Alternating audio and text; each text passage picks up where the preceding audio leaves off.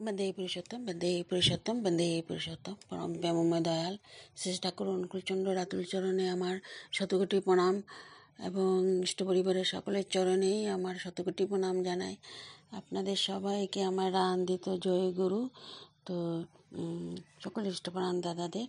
তো এখানে আমি আমাদের ঠাকুর আজ আমাদের মাঝে নাই, কিন্তু তিনি আচার্য পরম্পরা ভিতরে লীলা করে চলেছেন রেত শরীরে। তো তাই আমাদের বুদ্ধিভ্রষ্ট হওয়ার কথাই নেই।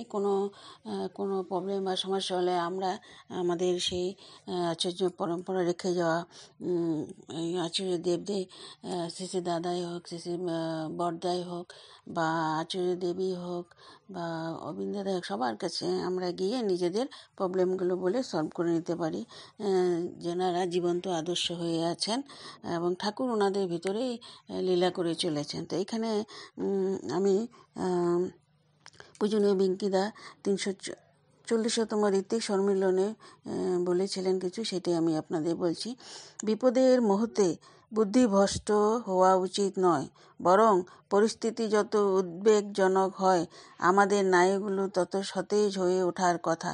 চিন্তা স্নায়ু এবং কর্মস্নায়ুর মধ্যে সামঞ্জস্য ও সমন্বয় না থাকার মানে হচ্ছে আমি দ্বন্দ্ববৃত্তির শিকার। আমি ভাবি একরকম, করি আরেক রকম। ঠাকুরের মানুষদের পক্ষে এ বড় ভালো কথা নয়। ঠাকুরের অনেক আশা আমাদের উপর, আর ঠাকুর অযথা সেই আশা করেন না। আমাদের সেই ক্ষমতা আছে বলেই ঠাকুর আমাদের উপর এই আশা পোষণ করেন। আমরাই আমাদের ক্ষমতার অপব্যবহার করি বা অব্যবহার করি। আমরা নিজেদের আমিকে সাজাতেই ব্যস্ত। এই আমির পিছনে না ছুটে তুমির পিছনে ছুটলে কিন্তু জীবনগুলো আরও আকর্ষণীয় হয়। চিন্তা চলন কর্মের মধ্যে তখন আর সামঞ্জস্যের অভাব হয় না। আজগুবি কাজের মধ্যে নিজেকে জড়িয়ে ফেলতে হয় না। এটা ঠিক যে এই আমিটা আছে বলেই আমরা নিজেদের অস্তিত্ব বুঝতে পারি, কিন্তু আমি তো আমার আমিত্বের দাস নই, আমি তো তোমার দাস ঠাকুর। তো আমি মন্দ হই, ভালো হই, দোষযুক্ত হই, দোষমুক্ত হই, গুণী হই বা গুণহীন হই, আমি যেমনই হই, আমি ঠাকুর তোমারই, কেবল তোমার। আমার এই আমরা এটাই সিনসিয়ারলি ভাববো, বুঝবো এবং সেই অনুযায়ী চলবো। তো এই যে পূজনীয় বিঙ্কিদা 340তম সৎসঙ্গ ঋত্বিক সম্মিলনে বলেছিলেন।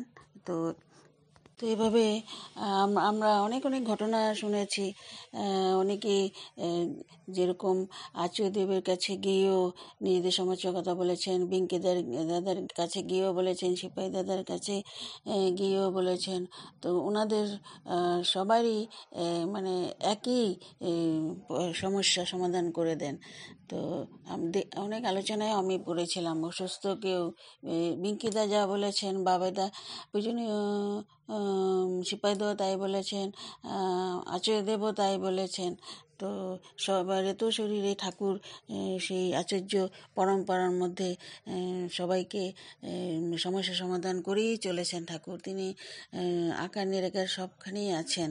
তো আমরা সেই ঠাকুরকে নিয়ে চলতে থাকলে আমাদের জীবনে সকল সমস্যাই সমাধান হবে এবং ঠাকুরের যেটা আমাদের ইচ্ছা সেটাই আমরা পূরণ করারও চেষ্টা করব, ঠাকুর যেটা বলেছেন।